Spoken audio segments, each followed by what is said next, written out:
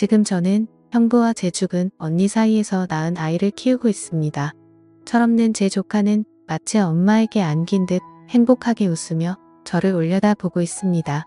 거기다가 더 가관인 것은 금방 고기잡이는 나갔다가 돌아온 지금은 나의 동거남이지만 내년 봄이면 저와 정식으로 결혼하여 제 남편이 될 사람인 제 형부라는 것입니다.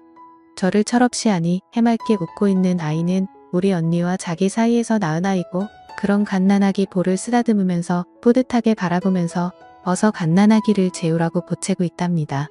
솔직히 지금에야 말을 하지만 언니가 형부하고 결혼을 한다고 말했을 때 저는 죽을 맛이었습니다.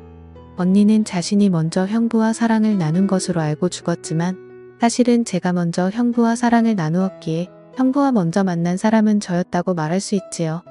형부는 외항선의 항해사였습니다. 형부의 아버지는 만년 기관원으로 외항선을 타셨는데 말에 따르면 예전에 학교에서 자비를 하던 소사의 경우 그의 자녀들이 교사가 되었으면 하는 것이 꿈이었고 희망이었다고 말하는 것을 볼 수 있죠. 만년 기관원으로 기관실에서 자동차로 치면 엔진에 해당하는 거대한 것을 닦고 조이며 정비를 하는 일을 했다고 합니다. 햇빛을 구경하지 못하고 지내다가 쉬는 시간에야 겨우 바다도 보고 햇빛도 볼 정도로 선체의 말미 부근에 근무를 하였기에 형부 아버지 즉 앞으로 저에게 시아버님이 되실 분의 평생 소원은 하나뿐인 아들인 형부가 해양대학을 졸업하고 밑에서부터 천천히 승진하고 또 경력을 쌓은 후 시험을 봐서 외항선 선장이 되기만을 기대하였는데 그만 우리 자매의 덫에 걸려 외항선 선장의 꿈을 접고 지금 남해안의 아주 작은 어촌에서 고기잡이 배의 선장이 되고 말았답니다. 그런 우리 부모님 이야기를 들려드리겠습니다.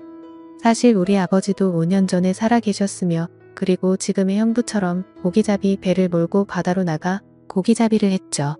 하지만 5년 전 갑자기 뇌졸중으로 쓰러지더니 얼마 지나지 않아 우리 엄마와 딸인 자매와 선장 잃은 고기잡이 배만 덩그러니 남겨놓고 저 세상으로 가고 말았습니다. 그런데 엎친 데 덮친다고 바다에서 물질을 하시던 엄마도 오랜 물질로 인한 잠수병이 발발하여 아버지를 따라 우리 자매만 남기고 저 세상으로 가버리고 말았습니다. 남겨진 우리 자매는 앞날이 너무도 막혔습니다. 우리 자매에게 남겨진 것이라고는 오두막에 가까운 집이랑 아버지가 고기잡이에 쓰던 낡은 고기배 한 척이 우리 자매의 전 재산이었어요. 그나마 다행이었던 것이 저보다 7살이나 많아 일찍 고등학교를 졸업하고 아버지를 따라다니며 고기를 잡던 언니가 배를 운전할 수 있다는 사실이었습니다. 우리가 살던 곳은 낚시가 잘 되는 곳에서 가까운 곳이었습니다. 배로 10여 분 이상을 타고 가면 아주 좋은 포인트가 많은 곳이기에 바다 낚시철이 되면 전국에 많은 강태공이 많이 몰리는 곳이기도 하답니다. 토요일이나 일요일 그리고 공휴일의 경우 배를 타려는 낚시꾼들로 북새통을 이루지요. 그래서 토요일이나 일요일 그리고 공휴일의 경우 고기잡이 배들은 고기잡이를 접고 모두가 낚시꾼들을 갯바위로 실어다 주고 또 갯바위 근처에 대기하고 있다가 물때에 따라서 다른 갯바위로 이동을 시키고 그리고 낚시가 끝나면 육지인 우리 동네까지 데리고 오는 일의 수입이 고기잡이보다 쏠쏠하여 그 일에 매달리는데 처녀선장인 우리 언니의 배는 그런 배들 중에 인기가 있었습니다.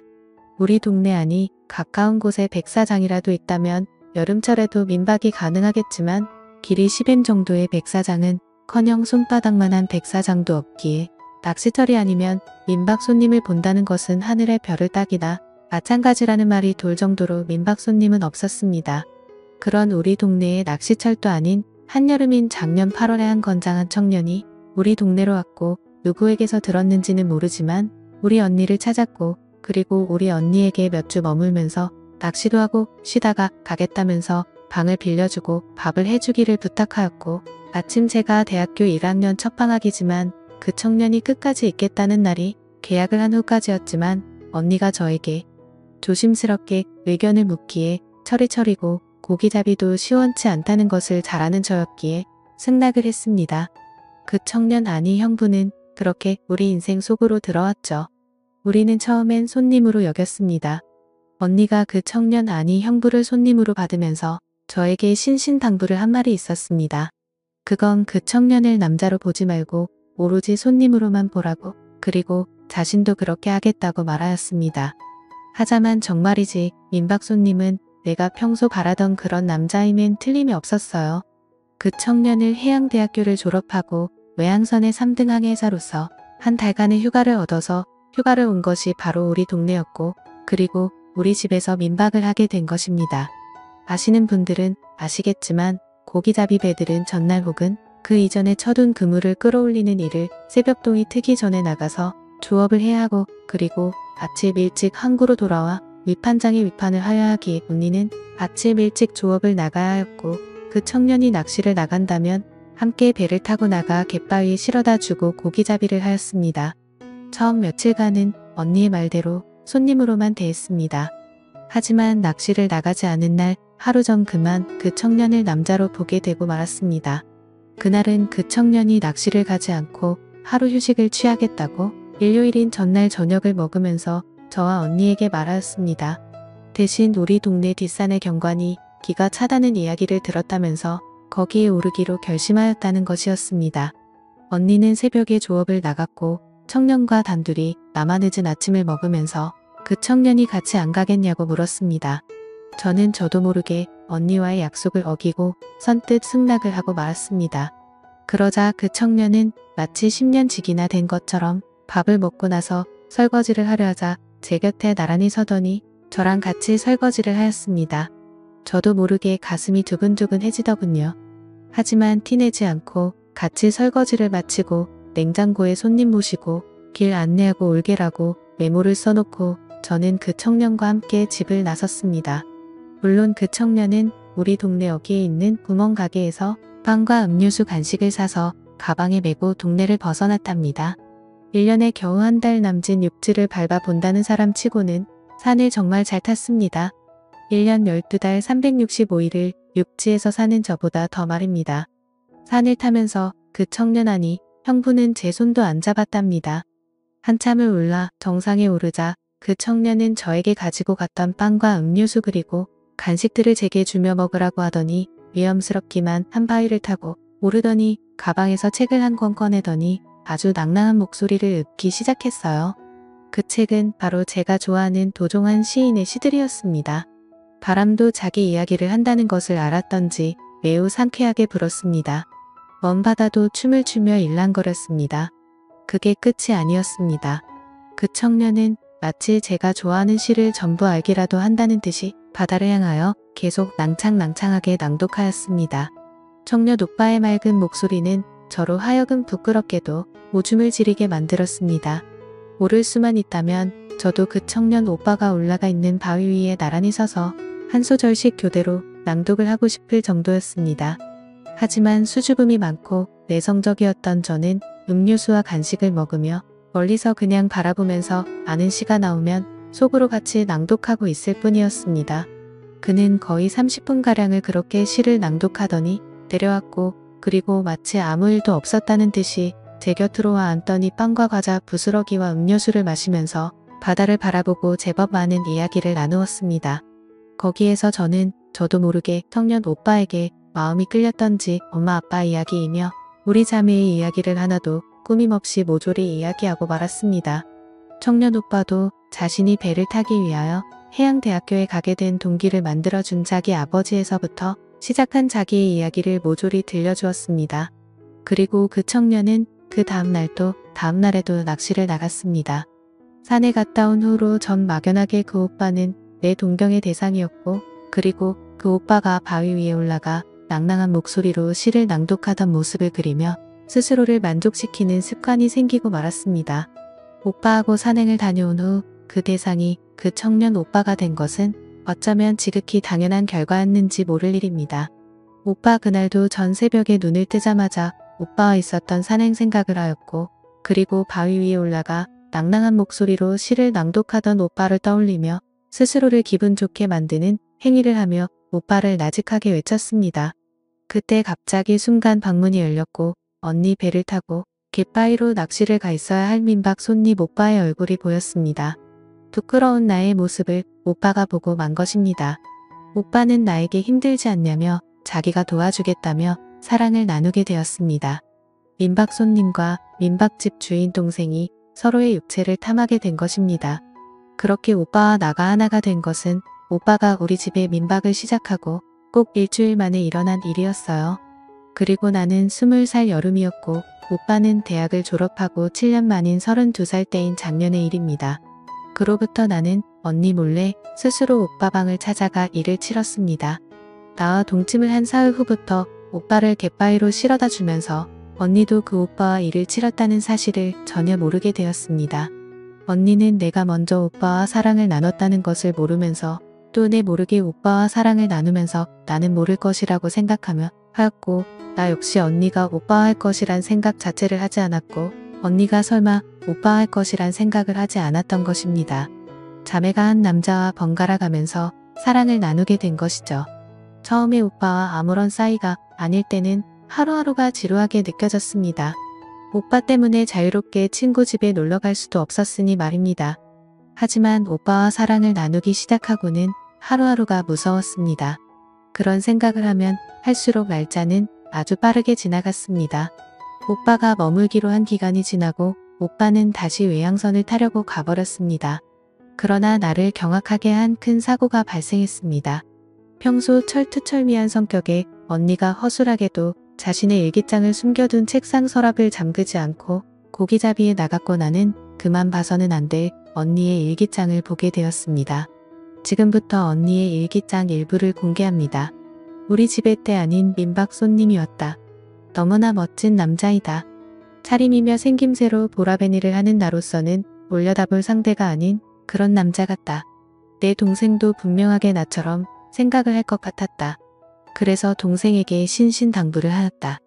민박 손님을 남자로 보지 말고 오로지 손님으로만 보라고, 그리고 나도 그럴 거라고 말하였다. 하지만 일기를 쓰는 지금도 아랫방에서 혼자 잠들었을 그 남자의 얼굴이 어른거린다.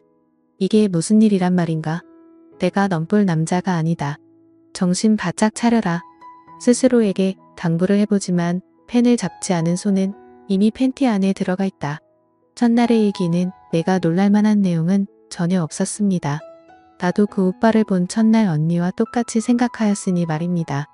문제는 나와 오빠가 하나가 되고 난 날로부터 나흘이 지난 날의 일기였습니다.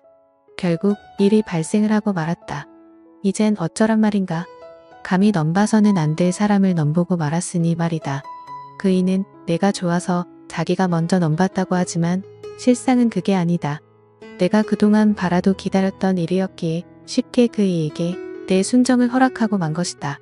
부모에게 승낙을 받아보겠다고 장담을 하였지만 천혜고아인 자매가 둘이서 의자하며 작은 통통배로 고기잡이를 하며 먹고 사는 여자애를 흔쾌히 받아들일 부모님은 이 세상엔 없을 것이다. 여기까지 읽고 난 한동안 정신을 차릴 수가 없었습니다. 나와 먼저 사랑을 나누고 그 다음에 언니하고 일을 치렀으면서 언니를 아내로 맞아들이겠다는 오빠의 의도는 나의 정신을 혼미하게 만들기에 충분하였던 것입니다. 정신을 차리고 다시 언니의 일기장을 집어들었을 때는 이미 제 눈에는 두 줄기에 눈물이 흐르고 있었고 그 눈물 때문에 언니의 일기장이 흐릿하여 읽을 수가 없었습니다. 그때 결정적인 실수를 하나 하였으니 그 눈물이 언니의 일기장에 떨어졌고 그 흔적은 나중에 저로 하여금 언니에게 제가 언니보다 먼저 오빠하고 사랑을 나눴다는 사실을 알게 한 계기가 되었고 언니가 위험을 무릅쓰고 출산을 선택키로 한 이유가 되었으며 출산을 위하여 수술실로 들어가면서 만약에 자기가 하늘나라에 가면서 태어날 아기와 자기 남편인 형부를 저에게 맡긴다는 부탁이 바로 유언이 된 것입니다. 형부는 아내의 사망으로 충격을 받았고 언니와 있었던 모든 일을 까맣게 잊어버리고 말았습니다. 머릿속에 지우개가 들어있는 것처럼 말이에요. 새벽에 고기잡이를 위하여 들여놓은 그물을 끌어올리고 다음날 아침에 끌어올릴 그물을 치려고 나가는데 형부가 갯바위에 자기를 내려놓아 달라고 부탁을 하였습니다. 몇 번이나 형부를 갯바위에 실어다 주었지만 그물을 끌어올리고 넣는 시간이 아닌데도 형부와 한 배에 같이 타고 있다는 사실만으로도 행복하게 만들었죠. 그런데 오늘따라 형부는 내가 갯바위로 가려고 하자 그냥 내가 조업을 하는 것을 지켜보면 안 되겠냐고 넌지시 물었습니다. 어쩜 난 형부가 나의 배에 타고 갯바위로 가는 날마다 이 말을 기다렸는지도 모를 말이었기에 순순히 승낙을 하였습니다. 아니 속으로 고맙게 생각하였을 정도였습니다. 오늘따라 그물의 무게가 장난이 아니었어요. 요즘 들어 최고의 어획량이 그것을 말아주고 있었습니다. 아빠가 돌아가시고 최고의 수확을 올렸으니 말이죠. 더구나 그이가 보는 앞이라 그런지 오늘부터 잡아도 되는 꽃게까지 나의 마음을 들뜨게 만들 정도로 많이 그물에 걸려 있었습니다. 꽃게가 올라오자 그이가 나에게 오며 말을 걸었습니다. 위성으로 보는 TV에서 요즘 인기 있는 프로그램에서 꽃게 라면을 꼭 한 번만이라도 먹어보고 싶었는데 생각만 앞섰지 먹어보지 못하였다면 배에 혹시 라면이 있다면 자기가 끓여보겠다며 기다리라고 말하였습니다. 배가 갑작스런 풍랑을 만날 경우 어디에 임시로 정박을 하여야 할지 모르는 탓에 어선의 비상식량이나 다름없는 라면이 당연히 준비되어 있었습니다. 나는 라면 2봉지를 그이에게 건넸습니다. 물론 다리가 부러져 상품 가치가 무지 떨어진 꽃게도 풍성하게 주고 말이죠. 행여하는 기대감에 부푼 나머지 남배를 낚시꾼 몇몇이 보이는 곳에서 그이가 라면을 끓이는 동안 천천히 움직여 낚시터에서는 전혀 모습이 보이지 않는 그런 위치에서도 불안하여 육지에서 봐서 배 안에서 무슨 일이 벌어져도 모를 정도의 바다까지 나갔습니다. 거기서 내가 행여나 걱정하는 일이 기어코 벌어지고 말았습니다. 그이와 냄비와 김치를 사이에 두고 앉아 사이좋게 라면을 먹는 도중에 일이 발생을 하고 만 것이었죠. 나는 그렇게 내 형부를 놓쳤고 급히 해경에 신고하여 형부를 건졌습니다. 다행히도 형부는 무사히 살았고 나는 그런 조카와 형부와 함께 이곳에서 행복하게 살 꿈을 꾸고 지낸답니다. 지금까지 제 사연을 들어주셔서 감사합니다. 다들 행복하세요.